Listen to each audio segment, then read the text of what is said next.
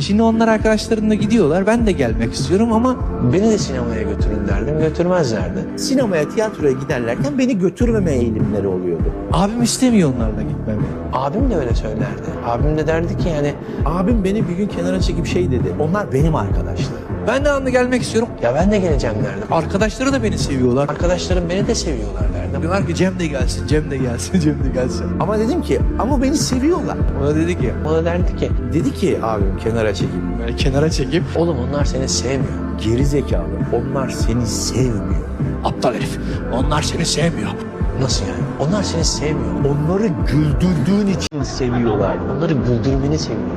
Onları güldürdüğün için seviyorlar zannediyorsun gerizekalı. Nasıl yani falan? Yani gerçekte beni sevmiyorlar mı yani?